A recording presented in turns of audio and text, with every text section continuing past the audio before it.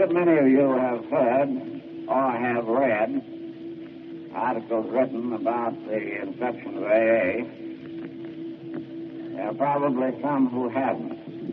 And from that brief story, there are some things to be learned. So, even at risk of repetition, I would like to relate just exactly what did happen in those very early days. And I feel there is a lesson to be learned, and one that we must never forget if we wish to maintain paid-up insurance policies against our drinking. You recall the story about Bill having had some spiritual experience, having been sold on the idea of attempting to be helpful to others. You undoubtedly recall the fact that he had been working quite hard at it for around 5 months or so, almost incessantly, and still had not created, if you please, a single convert.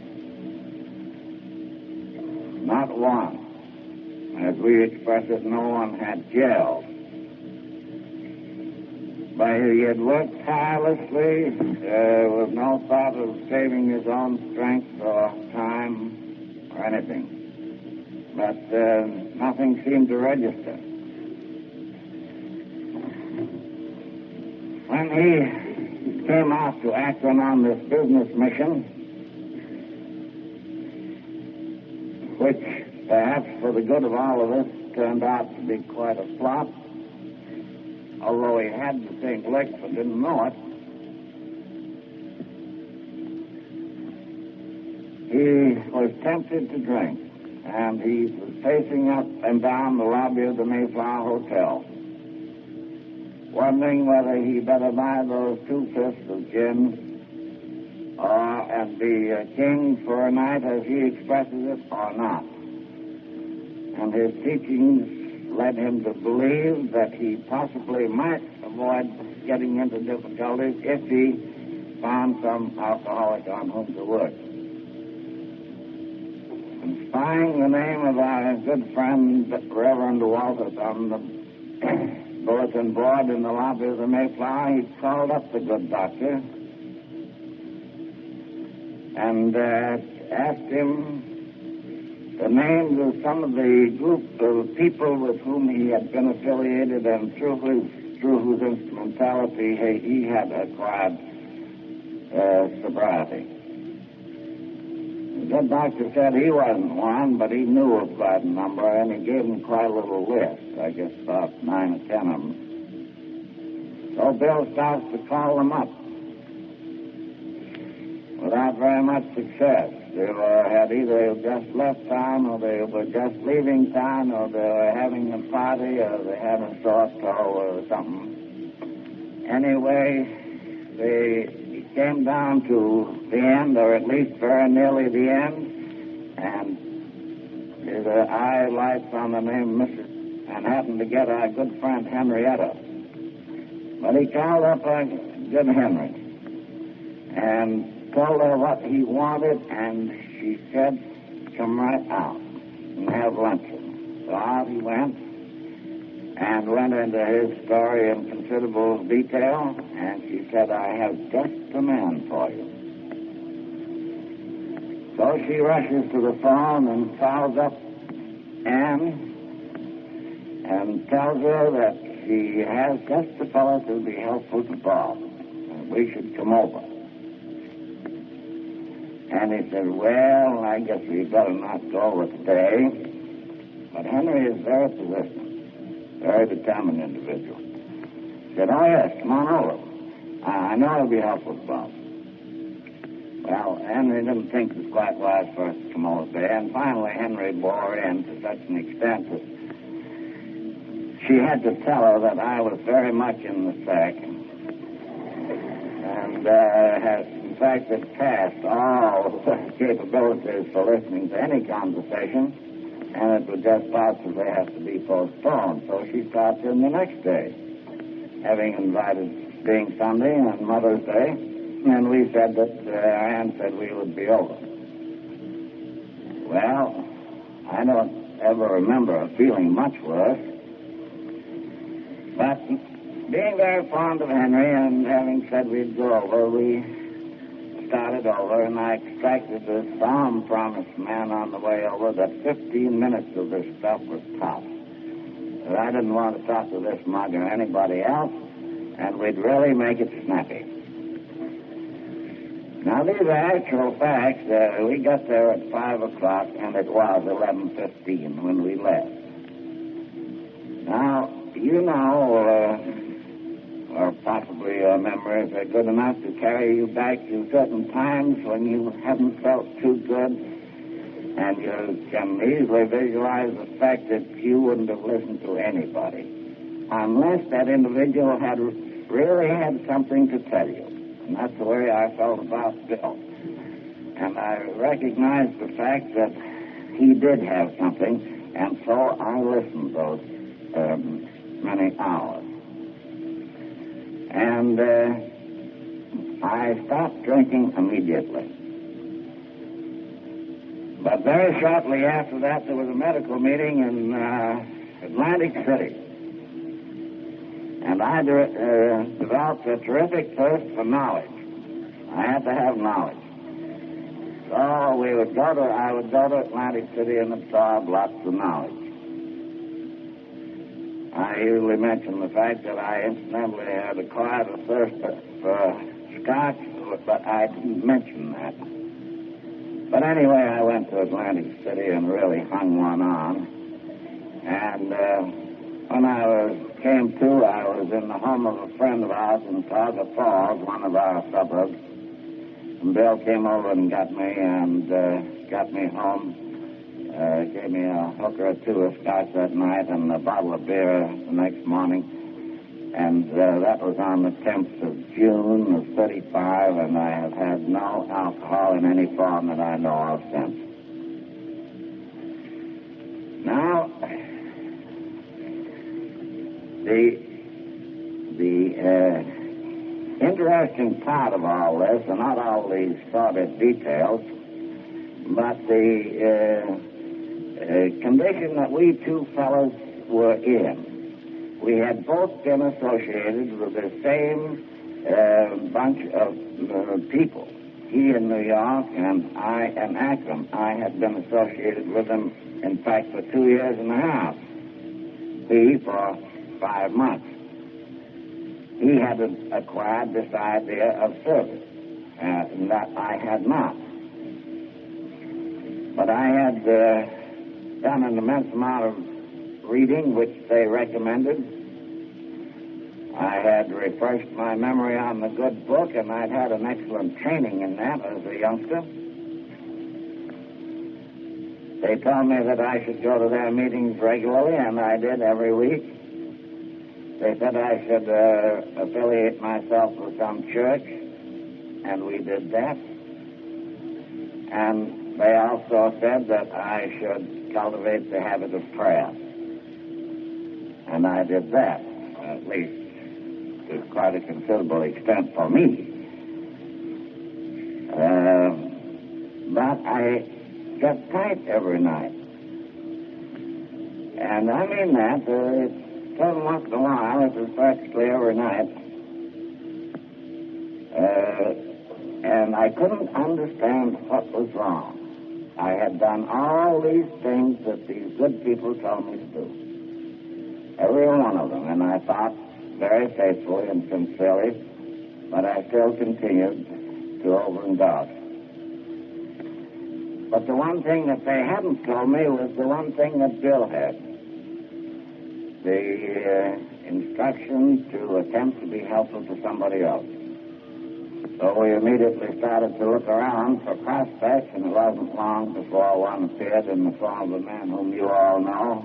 At least a great many of you know, our good friend of Akron. Now, I knew that this Bill was Sunday school superintendent. And I also thought that he probably forgot more about the good book every night than I ever knew. And who was I to be trying to tell him about it? And made me feel somewhat hypocritical. It was quite a job for me to talk to him on that sort of subject. But anyway, we both did, and I'm very glad to say the conversation fell on fertile ground. Then in October, we had 3 dumped in our laps almost simultaneously. But the point I wanted to bring out was the fact that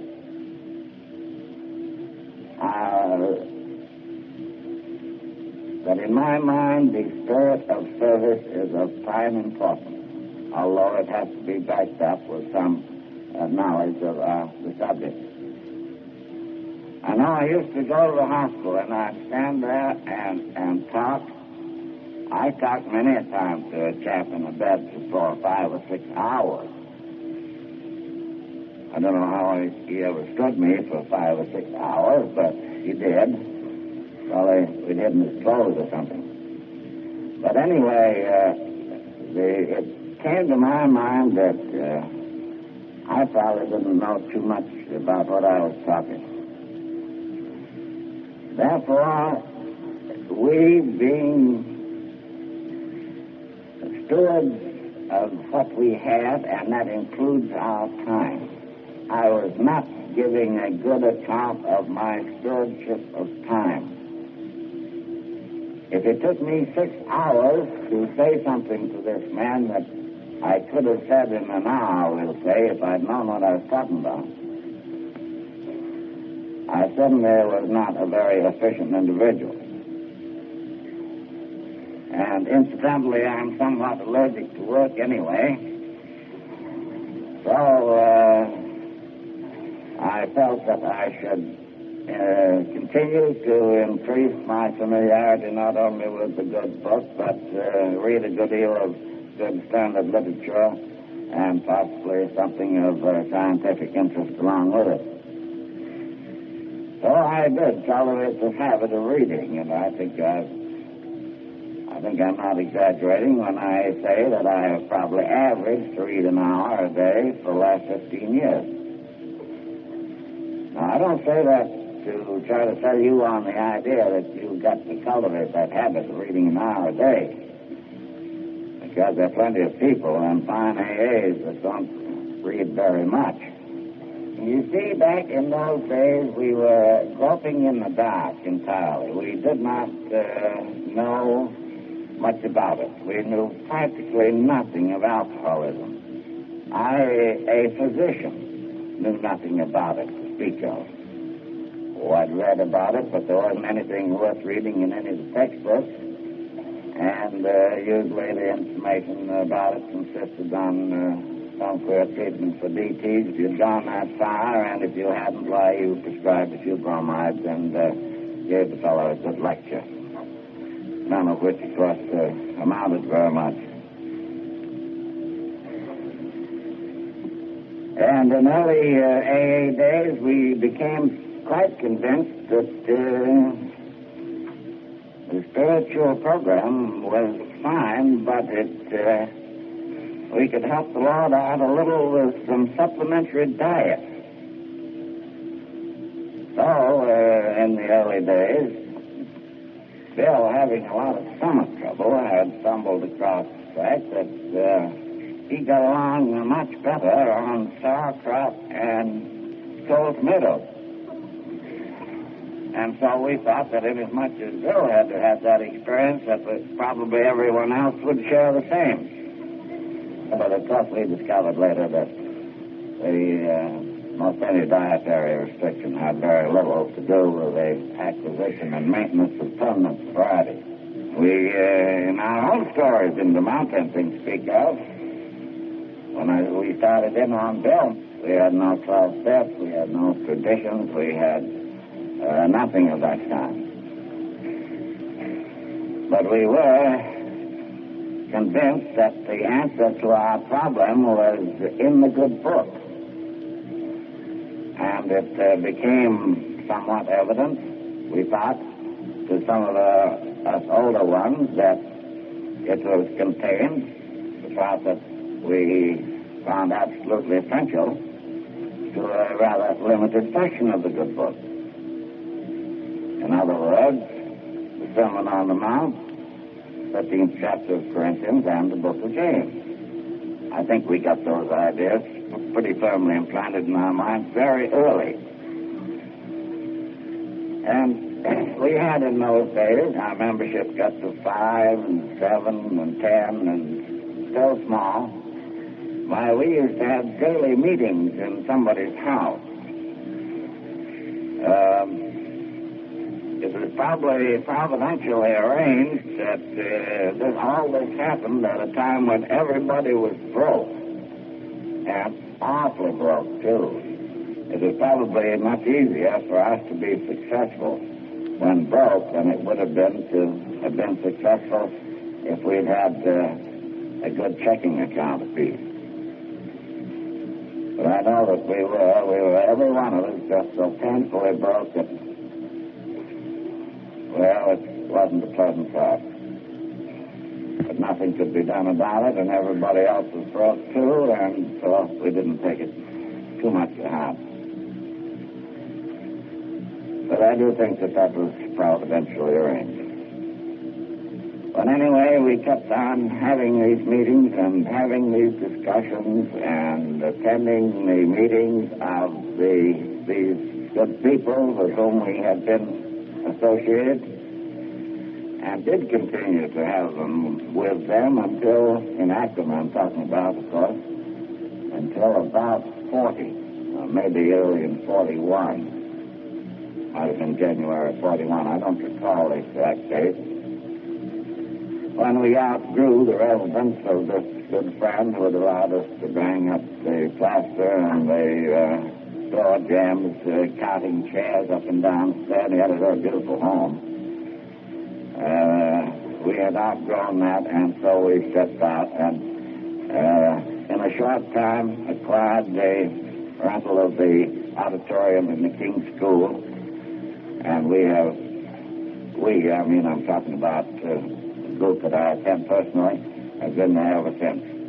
We attempt to have a good meeting, and I think we're usually successful. But it wasn't until 39 that the teachings and efforts and studies that had been going on were crystallized in the form of the 12 steps. I didn't write the 12 steps. They have nothing to do with the writing of them. I think probably I had something to do with them indirectly, because after this June 10th episode, Bill came to live at our house and stayed for about 3 months. And there was hardly a night in that 3 months that we didn't sit up till 2 or 3 o'clock discussing these things. And it'd be hard for me to conceive that something wasn't said during those nightly discussions around our kitchen table that influenced the actual writing of the 12 steps.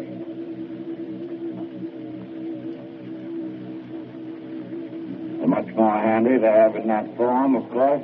We had the ideas pretty much basically, but not in terse and tangible form. We got them, as I said, as a result of our study and therefore out of the good book. We must have had them because we have learned from experience that they are very important in maintaining sobriety,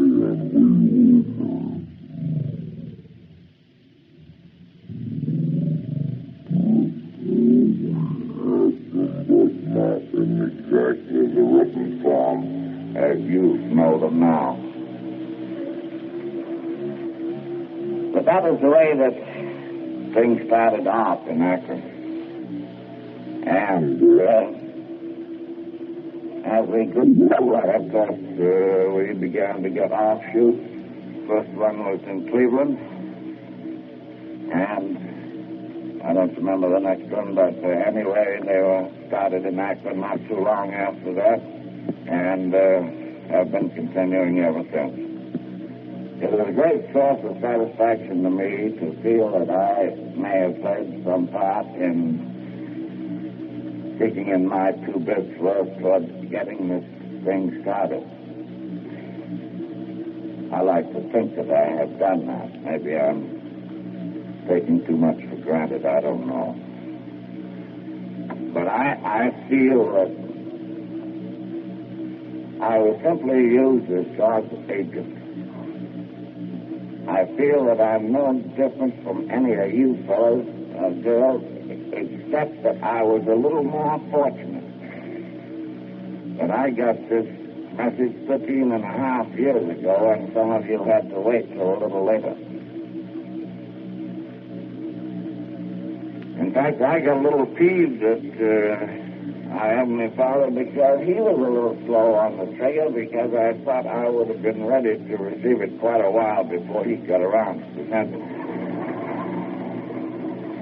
And that used to irritate me no end, but after all, maybe he knows better than I. But I felt sure that I would have been glad to have anything presented that would have been workable and produced the sobriety which I thought, at least, that I wanted so badly.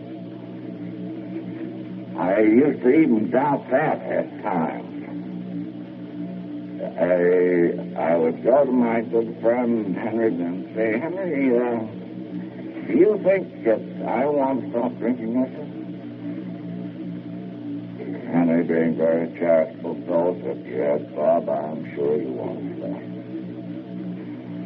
And I would say, well, I can't conceive of any living human who really wanted to do something as badly as I think I want to do it, who could be so total a failure. That I think I'm just one of these wonder guys. He said, no, Mom, I think you want to. We just haven't found just the way to work it yet. But anyway, that was the way I felt about it. And the fact that my sobriety has been maintained continuously for 13 and a half years doesn't allow me to think that I'm necessarily any farther away from my next drink than any of you people here. I'm still very human, and I still think a double of scotch would taste awful good. And if it didn't produce disastrous results, I might do it. I don't know. I really love scotch. But I have no reason to think that it would taste any differently. I have no legitimate reason to believe that the results would be any different. They were always the same. They were always the same in that I always wound up back at the dear old 8-ball somewhere. And I have no precedent or anything to make it feel legitimate for me to believe that the results today would be any different than they were 14 and 20 and 25 and 30 years ago, and I did the same thing. I just don't want to pay that bill, because that's a big bill. It always was, and I think it would be even larger today, because of what has gone on in the last 15 years. Naturally, being a bit out of practice, I don't believe I've really last very long, and I'm having an awful nice time. And I just don't want to bump myself off, even with the pleasures of the alcohol route. So I'm not going to do it. And I'm never going to do it as long as I do the things that I'm supposed to do. And I know what those things are. So if I should ever get tired, I certainly never would have anyone to blame for it. It would be done, perhaps not with malice aforethought, but it certainly would be done with, as a result at least of extreme carelessness and indifference. I said I was quite human. And I get to thinking every once in a while, well, here's this Smith guy, he's a fairly smart individual. He's got this little situation right with a tail, proved it, demonstrated it, and had a drink for 15 years. Probably could knock off a couple, and no one would be the wiser. No, I'm not trying to be funny at all, because those thoughts actually enter my mind. And I know just the minute they do exactly what has happened. You see, there in Akron, we have the extreme good fortune, as I guess many of you people know, of having a very nice hospital set up at St. Thomas Hospital. With a ward that theoretically accommodates 7, but consists of HSCs that is stretched a little bit, and she usually has about 2 or 3 more parked around somewhere. And I almost invariably find that I haven't been paying quite so much attention to the boys in the ward as I should. Just as sure as that idea that I could probably polish off a couple enters my mind, I think, how about the boys in the ward?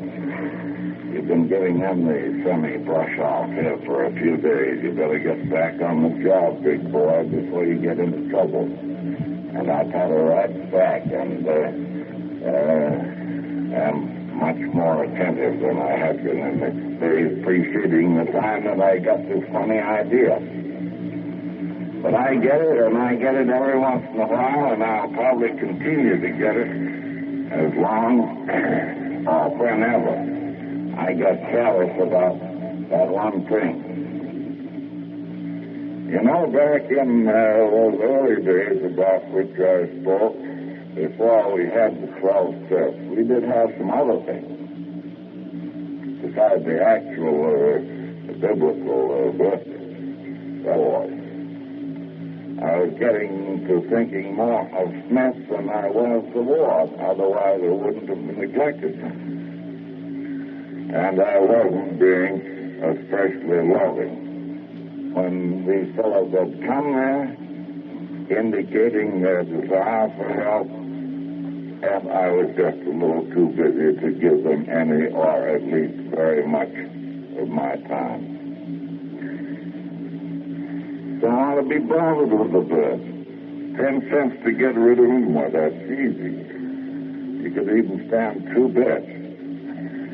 But not because you love the fellow, but to be relieved of the nuisance of his hanging on your coat sleeve or what have you. No unselfishness, no love indicated in the transaction at all. But I think that the thing that really counts is really giving a service of yourself, and that almost invariably, not always, but almost invariably requires some effort and some time of your own.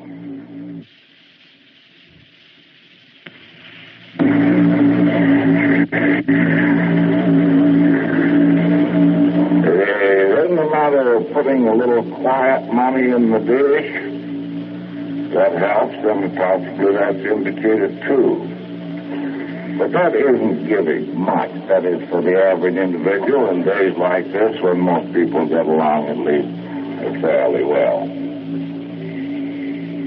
That type of giving I don't believe would ever keep anyone sober or anywhere near it. But giving of his own effort and strength and time is quite a different matter. And I think that's what is meant by, and what was meant by what deal in New York that I didn't get in Akron. Matter of those four absolutely column, the only yardsticks we had in the early days, I think they still hold good. And I still think that they can be extremely helpful. I have found at times that questions arise, and I want to do the right thing, but the answers are not obvious. You don't know what the right thing is. But almost always, if you check it into it carefully, by the yardsticks of absolute honesty, purity, unselfishness, and love, and whatever your decision is, checks up pretty well with those four, your answer can't be very far out of the way. If, however, you do that, as I have done at times, and still am not too satisfied with the answer, I usually consult some friend whose judgment, perhaps, I think in this particular case would be very much better than mine. But usually you can do it yourself without bothering your friends about your own personal decisions in overcoming the first step. Can't quite get honest enough to admit that John Barleycorn really has bested us. Not of absolute purity, somewhat like it, the purity of ideas and purity of motives and what have you.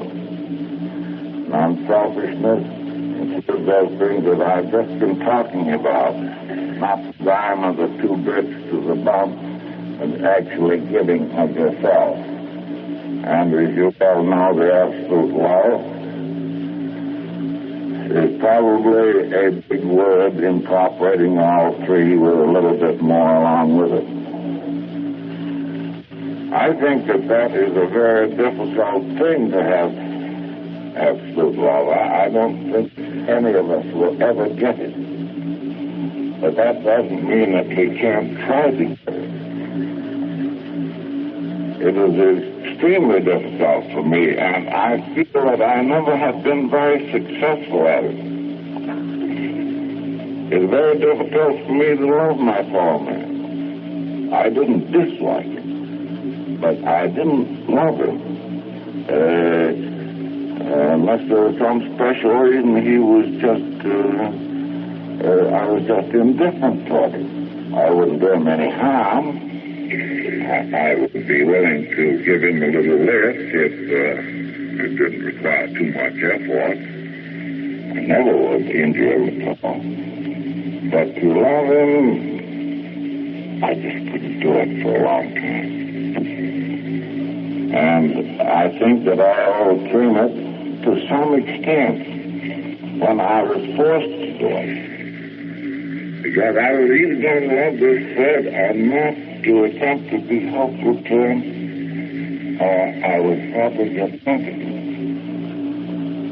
You could say, well, Lord, that's just a manifestation of selfishness, which is quite correct.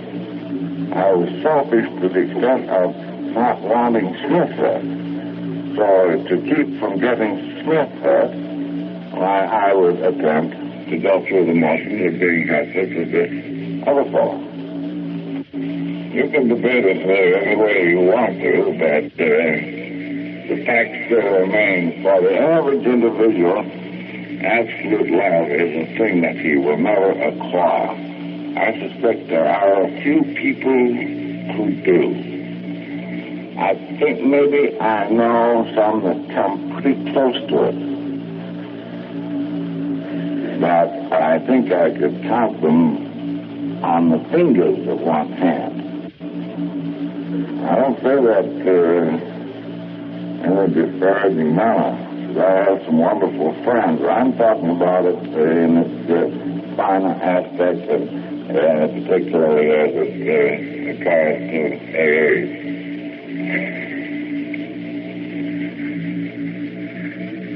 I don't think we do anything well very much in this world unless we practice it. And I don't believe we do AA work too well unless we practice it. These fellows that win break world records in athletic events, people who win titles in the boxing arena are people who practice it. They've been practicing it for years. Even though they may necessarily be endowed with a lot of physical ability and skill, they still have to practice. And we have to practice to do a good job in their age. And there are a number of things that we should practice. We should practice, as I say, acquiring the spirit of service. We should attempt to acquire some faith, which isn't always easily done, especially for the person who's always been very materialistically minded. And those are the standards of society today, beyond all doubt and peradventure. You have $1 million and your neighbor has 900 grand, you're a much better man than your neighbor to the extent of $100,000. And so forth and so on. That's not there. That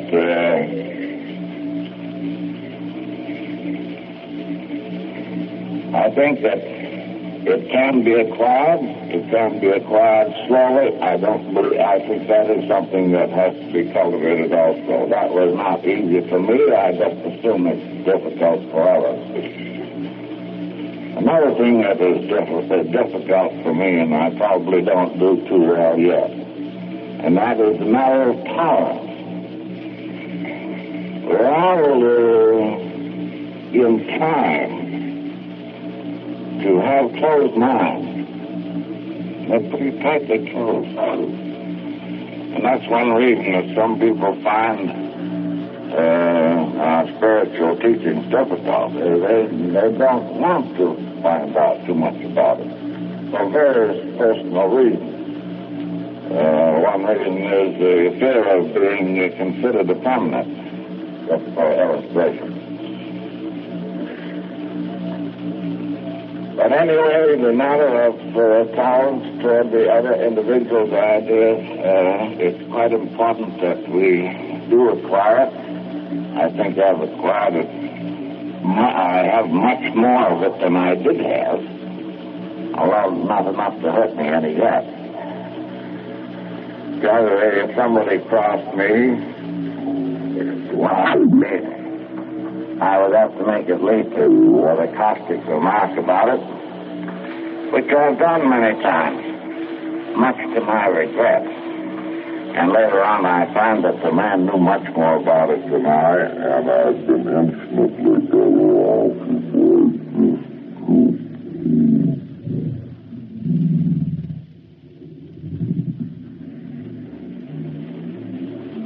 Another thing with which most of us are not overly blessed, and that is the feeling of humility. I don't mean the humility in the sense of Dickens, you're a heap at all. I don't mean the doormat variety. I don't think we're necessarily called on to be shoved around and stepped on by anyone, and we have a right to stand up for our rights. I'm talking about the attitude of each and every one of us toward our Heavenly Father. Christ said of myself, I am nothing. My strength cometh from my Father in heaven. And if he had to say that, how about you and me? But did he say it? Did I say it? No. That's exactly what we didn't say. we were inclined to say, well, look us overboard. Pretty good, huh? That type of attitude. But there's no humility, no sense of having received anything through the grace of our Heavenly Father. So if I accomplish something, either in AA activity or socially or in my profession, well, I don't believe I have any right to get cocky about it. It's only through God's grace that I did it. I can feel very thankful that I was privileged to do it, to have the recognition which I may have received for some activity. But basically, it was only through His kindness. And my strength does come from Him, and these things come as a result of His kindness. Who am I to get cocky about it? I should have a very, very humble attitude toward the source of my strength. And I should also never cease to be grateful for whatever feelings come my way, blessings come my way. And I have been blessed, and I've been blessed in very large measure. You know, it doesn't make much difference whether a person is drinking or whether they're sober as far as their ultimate aim is concerned. Whether they're drinking liquor or whether they're not, they're still after the same thing, and that's happiness and peace of mind. I harp about that a great deal because that's what we're all after, and we're all after all the time. We want those two things. We want happiness and we want peace of mind. The trouble with us fellows was that we thought we could demand that the world give us happiness in just a particular way in which we wanted to get it, which happened to be by the alcohol route. And we weren't overly successful. But when we take time to find out and familiarize ourselves with and put into practice some of the spiritual laws which it is necessary to follow to acquire those things, then we find that we get them. And I think I've had them in very large measure. Those two things, happiness and peace of mind. And I feel most extremely fortunate, and I feel very grateful and thankful that our Heavenly Father has seen fit that I enjoy them. They're there. Anybody can get them who wishes to, but there do seem to be some rules of the game that we have to follow. But they're here and open and free to everyone who wishes to take advantage of them. And by taking advantage of them means familiarization with them and putting them in practice and incorporating them in our own thinking and action, and we're bound and determined to get certain results if we do.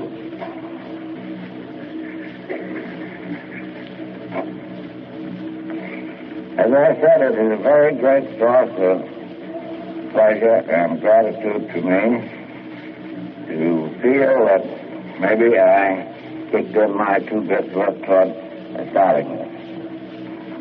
But as I said also, I feel that I was simply used as God's agent. The question might arise, well, we know what AA's done in the last 13 years, but how about it from here on? Where do we go from here? Our membership, I think, is conservatively estimated at present around 70,000. Whether will it be an increase from here on? Well, that'll depend on every member of AA. It is possible for us to do so or not as we elect. If we fight shy of what the politicos call entangling alliances, if we avoid getting messed up with controversial issues such as religious and political issues, wet and dry problem, and so forth. If with no unity through our central office, if we remember the simplicity of our program, if we continue to remember that our job is to get sober and to stay sober and to help our less fortunate brother in doing the same thing, I doubt very much if we shall have any trouble, and we shall continue to grow and thrive and prosper. And I hope we all bear those little things in mind. Maybe there should be some additions to the list, but that roughly covers it fairly well. And I hope none of us will ever forget what I just said about helping our less fortunate brother.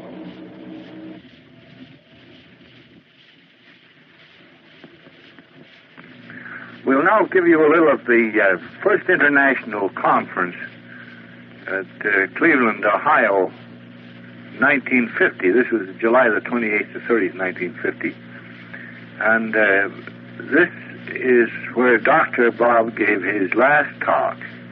And I will introduce one of our co-founders, Dr. Bob.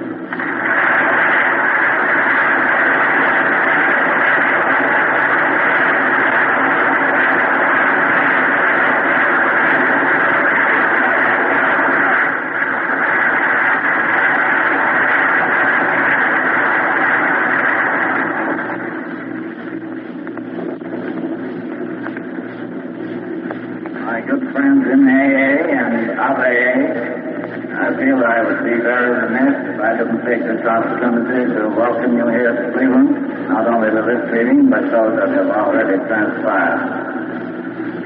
I hope very much that they have the presence of so many people, and the words that you have heard will prove an inspiration to you, not only to you, but may you be able to impart that inspiration to the boys and girls back home who are not fortunate enough to be able to come. In other words, we hope that your visit here has been both enjoyable and profitable. I get a big thrill of looking over there to see your faces like this, with a feeling that possibly some small thing that I did a number of years ago played a small part in making this meeting possible. I also get quite a thrill when I think that we all have the same problems. We all did the same thing. We all get the same results in proportion to our zeal and enthusiasm and stick-to-itiveness. If you will pardon the injection of a personal note at this time, let me say that I've been in bed 5 of the last 7 months. My strength hasn't returned as I'd like, so my remarks will necessity be very brief. But there are 2 or 3 things that flashed into my mind on which it would be fitting to lay a little emphasis. One is the simplicity of our program.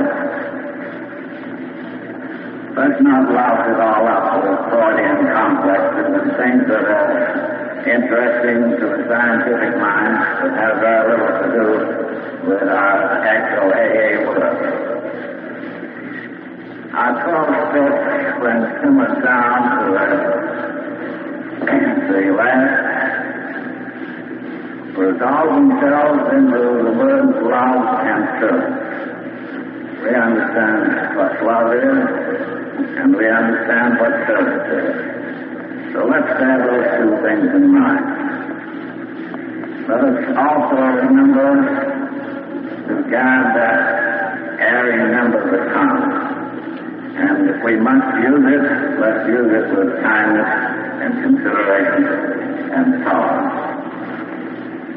And one more thing, none of us would be here today if somebody hadn't taken time to explain things to us, to give us a little pat on the back, to take us to a meeting or two, to have done numerous little kind and thoughtful acts in our behalf. So let us never get the degree of smart complacency so that we're not willing to extend or attempt to that help that has been so beneficial to us to our less fortunate brothers. Thank you very much.